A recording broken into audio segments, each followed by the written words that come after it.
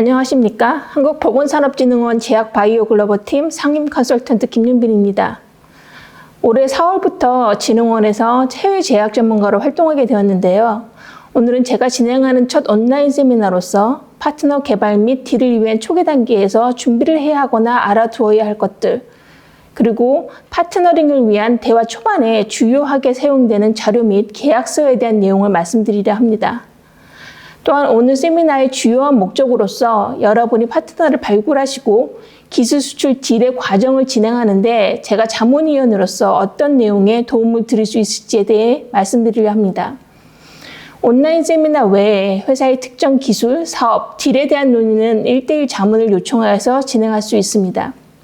제 이력에서 보시듯이 저는 2006년 노바티스 벤처펀드 사업을 국내에 론칭하며 한국 제약기업들의 기술 및 투자 지원사 평가를 시작하였습니다.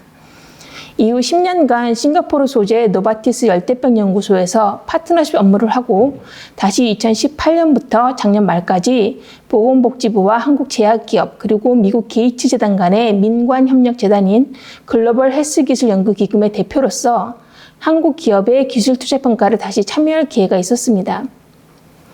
2006년 대비 현 시점의 한국 바이오 기업의 기술 및 사업 역량은 비교 불가할 정도로 발전한 것에 비해 보유 기술에 대한 설명 방법 및 파트너링을 개발하는 과정, 또한 딜 계약서의 주요 내용 및 실무적인 이해에 있어서는 아직도 성장의 여지가 상당히 있을 것으로 보았습니다. 오늘은 그 첫 단계인 파트너링 서치와 제품 소개 설명을 준비하는 과정에 어떻게 더 전문성을 더할 것인가에 대해서 알아보겠습니다. 이 온라인 세미나는 특정 회사 및 상황에 대한 논의보다는 일반적이나 알아두면 도움이 될 파트너십 및 계약 내용의 사업적 해석에 대한 지식에 대해 다룰 것이고, 특히 법무나 특허에 관련 내용은 변호사나 변리서의 직연이 아닌 온전히 사업적인 시각으로만 논의될 것을 말씀드립니다. 또한 쉬운 이해를 위해 드는 예시들은 어떤 특정한 회사와도 연관이 없음을 사전에 분명하게 고지드립니다. 진흥원에서 자문역을 시작한 후 2달여 동안 약 20개 회사의 요청을 받아서 개별 자문을 진행하였는데, 바이오 벤처 관계자들에게 가장 많이 들은 질문 중에 하나가 연구 협력이든 기술 수출이든 시작을 하려면 파트너를 찾으려면 어디서부터 시작을 해야 하나요? 였습니다. 사업의 개척점을 만들어가는 것이 사업 개발의 주 업무이고 따라서 시간과 노력이 가장 많이 필요한 단계입니다. 또한 모든 기술주도 사업이 그렇듯이 제약 분야야말로 전형적인 빈익빈 부익부 분야입니다. 일단 성공적인 기술 개발이나 기술 수출, 사업화에 대한 트랙 레코드가 형성되면 여러 파트너링 기회들이 찾아옵니다. 그러나 사업의 고유 리스크와 진입 장벽이 어느 분야보다 높고 시장 경쟁 또한 치열하고 유행을 또 많이 탑니다. 또한 시작점을 찾는 것만큼 옳은 목표점을 지향하는 것도 중요합니다. 여러분이 원하시는 성공적인 딜의 완성, 즉 기술 수출과 관련하여 여러분의 목표점은 어디입니까? 계약 체결은 딜의 목표는 될 수 있으나 사업 및 매출 생성에 있어서는 완료점이 아닌 출발점입니다. 계약은 협력 또는 거래를 원하는 두 조직이 공동 및 각각의 성과를 이루어내기 위해 필요한 요소들과 과정들을 사전에 협의한 내용들을 집합한 문서입니다. 즉, 업프런트, 마일스톤, 로열티 등도 그 계약의 내용이 진행되어야지만 발생하는 결과물들입니다. 내 회사의 기술 가치가 얼마나 높은 산술적 수출이 평가되었는지도 중요하지만 그 가치를 수정해 나가는 과정에서 우리가 체결할 계약서상 의무는 합당하고 실행 가능한 계획인지, 어떤 단계에서의 협업 및 위험을 예상하여 미리 문서상으로 협의를 해놓아야 다툼의 여지가 적은지, 마일스톤 및 로열티 조건은 어떻게 구성해야지 리스크를 줄이고 실이익을 최대화할 수 있을지에 대한 내용이 총체적으로 고려되어야 합니다. 딜의 총 규모가 1조라도 그 계약을 유지하기 힘들거나 개발 프로젝트의 리스크 해치가 적절히 안 되었거나 제품이 성공적으로 시장에 나가도 실수익을 추구하기 힘든 계약 구조라면 딜의 규모는 의미가 없습니다. 실제 계약을 진행하시다 보면 보도상으로 나오는 딜의 규모와 실제가 얼마나 다른지 실감하시게 될 겁니다. 계약서는 양측의 사업적 결정을 모아 향후에 분란이 생기지 않도록 미리 사업적 협의를 해놓은 사업 문서입니다.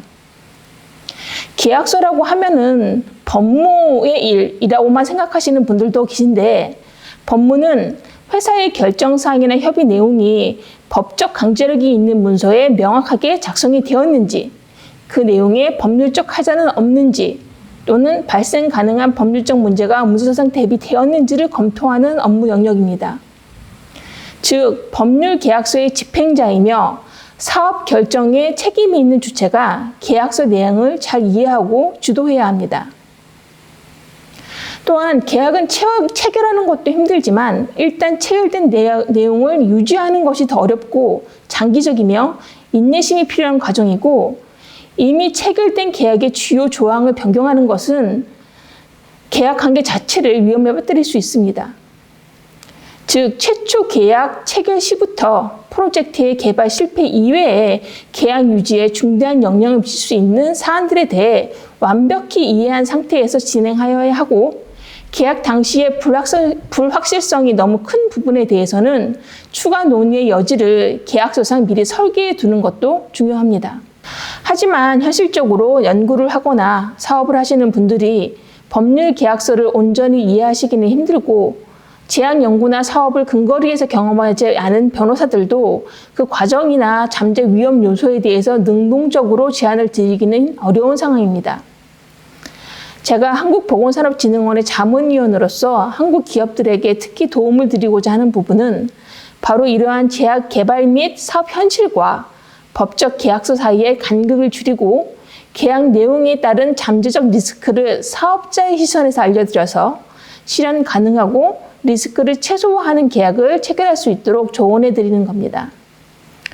저는 제약 R&D부터 시판 후 영업까지 제약산업 밸류체인 프로세스 전반에 대한 경험이 있으며 300건 이상의 국제 연구 및 해외 사업 협력 계약서를 작성 및 체결하였기 때문에 실무 경험을 바탕으로 한 도움을 드릴 수 있을 것으로 생각합니다.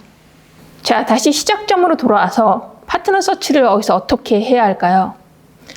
제약업이든 요식업이든 소문난 맛집이 아니라면 발품을 팔며 타겟 고객층을 발굴하고 그들의 니즈와 기호를 분석해서 먹음직스럽게 플레이팅도 하는 노력이 필요하겠죠. 요즘은 요식업에도 동네 맛집과 대기업 간 제휴가 많아졌지만 제약산업이야말로 어느 사업 분야보다도 파트너링의 중요성, 즉 오픈 이노베이션의 필요성이 일찍 인식되어서 도입 및 활성화된 대표적인 사업 분야입니다. 현재 탑 글로벌 제약회사 매출의 50% 이상이 라이선싱을 통해 들여온 파이프라인에서 발생하고 있고, 최근 급격한 항암 파이프라인의 증가로 파이프라인 내 외부 도입 물질의 비율은 계속해서 상승하고 있는 추세입니다. 모든 대형 제약사들은 파트너링을 위해 자신들의 개발 전략, 사업 계획에 대해서 홍보하는 데 적극적이고, 파이프라인 강화나 신사업을 위한 파트너링 딜은 회사 최고 경영진의 주요 성과 지표입니다. 대부분의 다국적 제약 기업의 최고 경영진들과 여러분의 카운터파트인 BD 담당자들도 모두 고용된 사람들입니다. 그렇다면 본인들의 고용 유지를 위해서 혹은 경력의 진전을 위해서 단기 목표 성취가 가장 우선이고, 이를 위해 외부적으로도 적극적으로 홍보해서 기회와 협력을 구합니다. 회사들의 전략 및 장단기 사업 목표에 대한 외부 커뮤니케이션은 파트너링을 위한 구애 활동이니 신뢰하셔도 되고, 이러한 정보들에 대해서 기본적인 조사만 하셔도 파트너링 서치의 효율을 높이실 수 있습니다. Investor Relation Events and Investor Relation Report. 투자자 대상 커뮤니케이션이야말로 가장 쉽고 직접적이며 즉각적인 목표를 제시하는 경우가 많으니 잘 활용하시기 바랍니다. CEO's interview, company presentation by CEOs and division presidents, high-level discussions. 앞서 말씀드렸듯이 현 사업 강화나 신사업 확장 혹은 구사업 개편 등과 관련된 파트너링 딜은 최고 경영진들의 주요 성과 지표이며 전문 경영인으로 고용된 CEO들에게 성과 평가보다 중요한 항목은 없습니다. 이러한 이유로 CEO들이 파트너링 기회에 실무자보다도 더 적극적이거나 유연한 경우도 적지 않고, 특히 미디어 인터뷰나 프레젠테이션 기회가 있을 때마다 항상 적극적으로 강조되고 있으니 매우 유용한 정보 창구입니다. 또한 기업인들의 소셜 미팅이나 포럼에서 만나실 기회가 있으시면 사업 논의로 이어질 수 있도록 짧지만 강력한 스피치를 준비하시기 바랍니다. 대부분의 최고 경영자들이 사업적 캐치가 매우 빠르기 때문에 그들의 반응은 여러분이 생각하시는 것보다도 훨씬 더 즉각적일 수 있습니다. Partnering Sessions and Direct Meetings. 주로 컨퍼런스 현장에서 중계되는 파트너링 세션이나 대면 미팅은 집중도가 높은 편은 아닙니다. 하지만 상대 회사의 비즈니스 인트레스를 파악할 목적으로는 활용될 수 있고 잠시 후 다루게 될 피칭 머티리얼을 잘 준비하시면 좋은 기회로 연결될 가능성이 충분히 있습니다. Consulting Firms and Brokers. 비용이 드는 만큼 편하고 효율적일 수는 있지만 회사의 전략, 적어도 사업 방향이 명확히 정해져서 서비스 프로바이더에게 전달 및 이해가 되어야지만 이용할 수 있는 방식입니다. Media Exposures. 미디어 노출은 투자자나 대중들에게 사업이 계획대로 잘 진행되고 있다거나 성과를 소통하는 주요 창구입니다. 질병 영역이나 치료군 등의 노출 빈도를 분석해 보시면 회사의 주력 및 전략이 드러납니다. Publications, Academic Conferences. 특허 출판이나 매뉴스크립트를 통해서 컴페티티브 랜드스케이프를 분석 및 업데이트를 필수적으로 하셔야 합니다. 또한 개발에 지시되고 있는 케이스가 있다면 내 기술에는 그것이 사업의 기회가 될 수도 있습니다. 파트너 검색 방법에 정답은 없습니다. 그러나 한 가지 확실한 것은 모든 전략 수립과 계획의 이행은 자사 기술에 대한 정확한 이해와 경쟁력 분석에서부터 시작이 되어야 합니다. 제가 지금까지 자문이나 IR 평가에 참여한 한국 제약사의 설명 자료에 개발 제품의 차별성 및 시장 경쟁력, 비록 후발주자이거나 기존 약물의 리포지셔닝이라도 상업 리스크와 시장 접근성에서의 경쟁력에 대해서 일목요연하면서 통합적인 분석 자료를 본 적은 안타깝게도 그리 많지 않았습니다. 물론 사업화 경험이 많지 않은 작업 벤처에서 완성도 있는 사업 전략을 짜기는 쉽지 않습니다. 그래도 지금까지 투자를 하여서 개발을 해오셨으면 사업적 경쟁력이 있다는 믿음이 있으셨을 테니까 적어도 그 추정 근거들을 임상적 장점, 타겟 환자 및 시장 특수성, 개발 시간 및 비용, 허가 등의 시장 접근 가능성 등에 따라서 정리하고 근거 자료를 준비하셔야 합니다. 그래야 저와 같은 컨설턴트가 그 근거들을 더 매력적인 상업적 피칭 포인트로 쉐이핑하는 것을 도와드릴 수 있습니다. 이 부분에 대해서는 후에 더 강조드리겠습니다. 자, 이렇게 마련된 기술 셀링 포인트들은 여러분이 기술 수출을 위한 첫 설명 자리에서 아이캐칭 포인트로 주요하게 사용되어야 합니다. 개인적인 의견으로는 인트로 덱은 보시는 블립 포인트를 중심으로 최소 10분 내에 설명되고 나머지 시간은 길든 짧든 모든 Q&A에 할애되는 것을 권장합니다. 대부분의 인트로 미팅이 30분, 길게는 1시간 정도이니 가능한 초반부에 키 메시지를 간결하고 명확하게 전달하셔야 합니다. 회사 연역이나 조직도, 공장 위치, 이러한 일반적인 소개는 필요하면 추후 Q&A를 통해 얼마든지 설명할 기회가 있고 시장의 성장 잠재력 또한 중소회사에서 대형 제약사들한테 굳이 설명해야 할 내용이 아닙니다. 만약 회사의 설립자가 노벨 수상자나 업계 학계에서 엄청난 트랙 레코드를 가진 분이시라면 그거는 꼭 강조하십시오. 그거는 매우 큰 차별성이니까요. 이 단계에서의 키워드는 명확합니다. 차별화와 그에 따른 경쟁력입니다. 최초 치료제가 아니라면 First in Class 약물도 선도 약물과 왜 다른지 설명해야 합니다. First in Class가 아니라면 수많은 팔로워들 중에 왜 내 제품이 경쟁력이 있는지 설명하셔야 하고 제품으로만 설명이 힘들다면 대상군을 특화하거나 마켓 포지셔닝이라도 차별화하셔야 합니다. 물론 여러분의 사업화 전략이 라이선스를 원하는 기업의 전략과 다를 수 있습니다. 어차피 라이선시는 자신들의 사업 전략 시선에서만 해석하기 때문에 차이를 걱정하실 필요 없이 나름의 방식으로 기술의 가치를 기술하시면 됩니다. 이러한 초기 미팅에서 만나시게 되는 사업 개발 담당 혹은 전략적 제휴 담당자가 디시전 메이커일 확률은 그리 크지 않습니다. 그럼에도 불구하고 기술뿐만 아니라 잠재적 파트너로서의 면모도 강한 인상을 남기셔야지만 대화의 진전이 있을 수 있습니다. 이런 피칭 머티리얼을 프레젠테이션 하실 때는 be professional, 연구소나 대학 실험실이 아닌 사업가로서 기술 셀링을 하시는 거면 제품 초기 개발 및 기술 수출 사업자로서의 전문성을 갖추셔야 하며 적어도 전문성 있게 보이시도록 해야 됩니다. Be confident. 화합물이 약물이 되기 위한 필요 기준은 여러분이 더 잘 아실 겁니다. 유효성 및 안정성 측면에서 유의미하고 객관적인 데이터를 기반으로 설명해 주십시오. 통계적으로까지는 아니더라도 트렌드를 충분히 증명할 수 있는 자료를 기반으로 확신 있게 설명하는 태도는 상대에게 신뢰감을 줍니다. Be specific.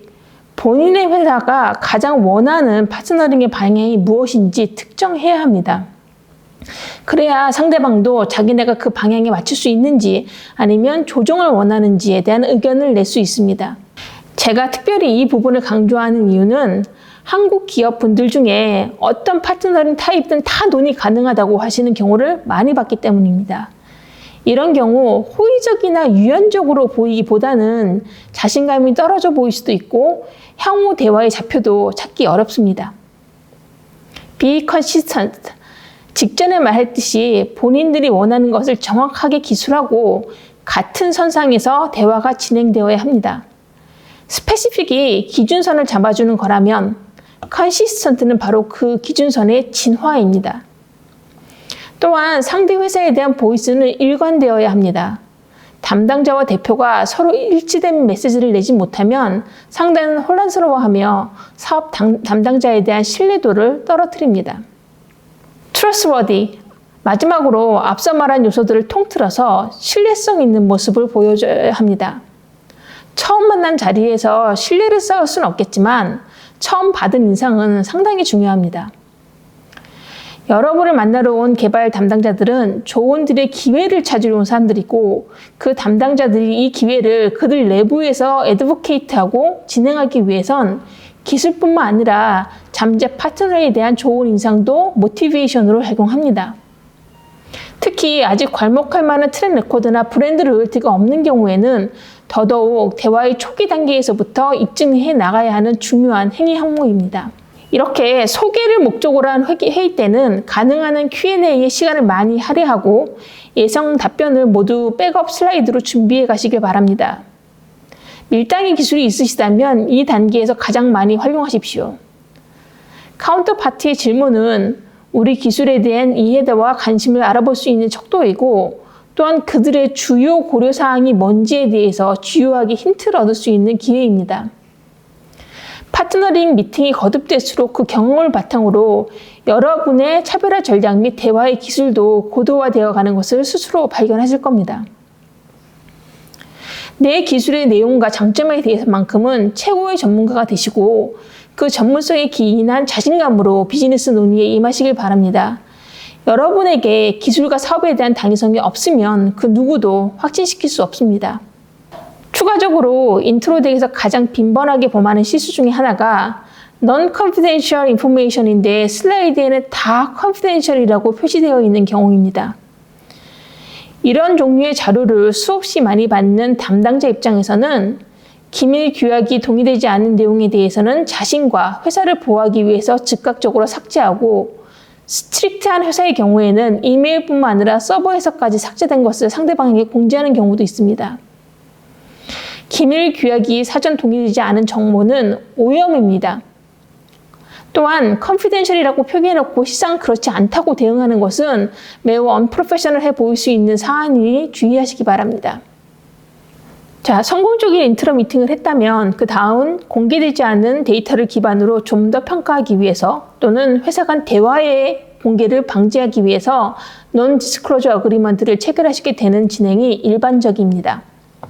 좀 더 심도 있는 논의를 위해 양사가 맺는 가장 첫 번째 법률 계약이기 때문에 Non-disclosure agreement 혹은 Confidential disclosure agreement가 가볍게 다루어지는 경향이 있는데 사실 문제가 되려면 얼마든지 될 수 있는 계약이고 특히 지적재산이 회사 가치의 가장 큰 부분인 벤처회사나 개인 연구자들에겐 치명적이 될 수도 있는 중요한 첫 법률 계약입니다. 이미 말씀드렸듯이 계약의 내용은 계약의 주체가 제일 잘 알아야 하고 책임을 집니다. 오늘은 Non-disclosure agreement와 Material transfer agreement까지만 진행을 할 예정인데 강의를 들으시는 많은 분들이 라이선스 계약에 제일 관심이 많으시겠지만 이러한 기밀 규약, 물질 이전, 연구 개발 협력 이런 계약의 조항들이 거의 모든 라이선스 계약을 구성하는 주요 조항들이며 이렇게 단계적인 지식을 갖는 것의 중요성은 약을 개발하시는 분들이라면 다 아실 거라 생각합니다. 20페이지가 넘어가는 라이선스 계약에서 한두 페이지의 페이먼트 테이블만 검토하고 계약하실 분은 설마 없으시리라 믿습니다. 이 슬라이드에 기재된 법률 계약들은 주요 계약들만 간단하게 정리해 놓은 것이고 기술의 특성, 단계, 그리고 계약자 간의 특수 조항들에 따라서 매우 다양한 추가 계약이 있을 수 있습니다. Non-disclosure agreement는 크게 세 가지 종류가 있습니다. 기밀 정보를 제공하는 경우 outgoing NDA, 기밀 정보를 제공받는 경우 incoming NDA, 그리고 상호 경환하는 경우 two-way NDA가 있습니다. 이러한 Non-disclosure agreement에서 주요하게 보셔야 될 점들은 첫 번째, 기밀 정보의 정의입니다. 제공하는 자에게는 포괄적일수록 그리고 제공받는 자에게는 특정적일수록 유리합니다. 기밀 정보를 제공하는 사람은 기밀 정보를 가능한 광의로 해석하여서 보호를 받고 싶고 정보를 받는 사람은 가능한 정보를 특정하여서 기밀 규약 위반 위험을 감소시키고 자사 보유 기술 및 정보와의 중복 가능성을 줄이고 싶어 합니다. 정보 형태의 범위. 제공하는 사람은 포괄적일수록 그리고 제공받는 사람한테는 특정적일수록 유리하겠죠. 제공하는 사람은 일단 동의한 범위 내에서 가능한 내부 통제가 필요 없는 방식으로 정보를 제공하기 원하므로 모든 문서 및 구도 방식을 포함하기 원하고 제공을 받는 사람 입장에서는 특정 회의에서만 논의한 내용으로 특정한다든지 아니면 기밀이 명시된 서면에 컨피덴셜 마크를 찍은 것만 인정한다든지 하는 경우를 통해서 특정하여서 위험을 줄이길 원합니다. 제공받는 자의 범위. 일반적으로 기밀 정보를 제공하는 자에게는 특정적일수록 그리고 제공을 받는 자에게는 확장적일수록 유리한데 이것은 좀 케이스 바이 케이스입니다. 정보를 제공하는 사람들은 기밀의 범위와 제공 수단을 편안하게 하되 특정인으로 하나여서 위반 시 적시될 수 있는 것을 선호하며 제공을 받는 입장에서는 정보의 사용이나 위반 위험 감소 등을 위해서 조직뿐만 아니라 협력자들까지 포함하는 것을 선호할 수 있습니다. 그러나 조직의 특성 및 내부 통제 시스템에 따라서 제공을 받는 사람 입장에서도 정보 수신자를 특정하는 경우도 있고 이후 필요에 따라서 어멘드먼트나 NDA 우위의 다른 계약으로 대상을 확대하기도 합니다. 다음으로 기밀 규약 기간입니다. 제공을 하는 사람 입장에서는 장기간일수록 그리고 제공을 받는 입장에서는 단기간일수록 유리하겠죠. 다국적 기업의 템플레이트를 받아보시면 자기네가 제공을 할 때는 퍼페추얼로 오고 제공을 받을 때는 1년 정도로 쏘는 경우가 일반적입니다. 이런 경우에는 쌍방이 합의를 하여서 5년 정도로 조정을 하는 것이 일반적인 경우고요. 기밀 정보를 받는 입장이 되었을 때는 반드시 그 정보를 내부에서 관리할 수 있는 시스템이 필요합니다. 예를 들어서 클리어하게 마크를 한다든지 아니면 공유하는 경로나 어세스 권한을 구분한다든지 또한 퍼블리케이션에 대해서 사전 검토 시스템을 마련하여서 NDA를 위반하는 경우를 방지하셔야 합니다. 위의 내용들은 절대적인 것은 아니고 기밀 정보의 특성, 목적, 기관들의 특성에 따라서 매우 가변적입니다. 그럼에도 불구하고 통상적인 포지션을 말씀드리는 것은 이와 다른 특이한 NDA를 체결하게 되는 경우 그 특수사항을 인지하시는 게 유용하기 때문에 알려드렸습니다. Non-disclosure agreement를 체결하여서 받은 데이터를 분석한 후에 논의를 더 진행을 할 정도로 흥미롭다고 판단이 되면 대부분의 경우 실제 물질을 받아서 같은 세팅에서 데이터를 검증하거나 혹은 상대가 가지고 있는 다른 어세이에서 테스트를 해보기 위해서 Material Transfer Agreement, 물질 이전 계약을 논의하게 됩니다. MTA는 NDA의 내용에서 물질의 관리, 사용자의 책임까지 확장된 개념이라고 보시면 됩니다. 종류는 물질을 내보내는 경우, 받는 경우, 그리고 드물지만 교환하는 경우의 세 가지이고 기본적으로 기밀 규약 하에서 해당 물질을 이전하는 경우 물질의 사용 및 관리 관련 모든 책임은 제공받는 자에게 있다는 걸 합의하는 문서입니다. 물질 이전 계약에서 주의하셔야 할 것은 우선 목적과 테스트 범위, 그리고 제공량입니다. 물질 이전의 목적을 명확하게 하여야 되고 테스트 목적인 경우 어세이의 종류를 특정하셔야 합니다. 어떠한 경우에도 휴먼 유즈는 제외되어야 하고 화학물의 경우에는 물질을 분석하여 화학 구조를 유추하는 드물지만 악의적인 용도로 사용되지 않도록 목적 용도에만 필요한 적절한 양을 제공하시는 것이 좋습니다. 생물학적 물질의 경우에도 라이선싱 논의를 위한 검증 테스트 목적이라면 파생물을 만들 수 없도록 제공량을 적절히 하시는 게 중요합니다. Dissemination right. 물질 제공자를 보호하기 위해서 이러한 계약을 하긴 하지만 어쨌든 물질이 제공받는 자의 통제를 벗어나서 원하지 않은 용도로 특정하지 않은 수신자에게 의해서 사용이 되면 모두에게 원치 않은 결과가 생길 수 있습니다. 그러므로 물질을 제공받는 자의 범위가 파트너, 콜래보레이터 이렇게 불특정 다수로 확장되지 않는 것이 좋고 만약 추가 제공되어야 하는 수신자의 파트너가 있다면 문서상으로 특정하고 물질 수신자가 파트너의 사용도 책임질 수 있도록 하십시오. Report Submission, Publication, IP Rights. 물질 이전 계약에서 가장 상업적이면서도 중요한 조항입니다. 라이선싱을 위해 검증 테스트 목적으로 프로프라이터리 물질을 내보내시는 경우 제공자는 파생하는 모든 데이터 및 결과물에 대한 독점적 권리를 주장하는 것이 업계의 통상적 프랙티스입니다. 하지만 일반적이라 하여 내가 제안받는 물질 이전 계약 드래프트에도 당연히 그렇게 기재되어 올 것이라고 간과하여서는 안 되고 제공자의 권리를 보장받기 위해서는 반드시 직접 확인하셔야 하는 조항입니다. 또한 물질 사용의 결과물로서의 보고서 요구와 출판에 대해서도 제공자의 단독 권한으로 하셔야 합니다. 프로프라이터리 물질이 아닌 경우 압의 경우처럼 스트릭트하지는 않으나 특히 바이올로지컬 머티리얼의 경우 제공 물질을 기원하여 생성된 파생 물질에 대해서는 연구 목적의 비독점적 사용 권한 정도는 통상적으로 요구하는 편입니다. 당장 필요해 보이지는 않아도 이렇게 물질을 제공함으로써 확장 접근할 수 있는 추가적 생물학적 연구 수단에는 가능성을 열어두는 것이 유리합니다. No warranties, no liability. 제공하는 물질, 특히 휴먼 티슈 등에 대해서 제공하는 자는 워런티를 제공하지 않으며 사용자의 행위에 대한 법적 책임이 없도록 해야 합니다. Indemnity by user. 만약 문제가 발생할 경우 사용자에 의한 배상이 보장되어야 합니다. Extension to associated materials. 생물학적 제재인 경우 물질 이전을 위해 동봉되는 미디엄 블러드에도 계약의 내용이 확장 적용되어야 하는 것도 잊지 마십시오.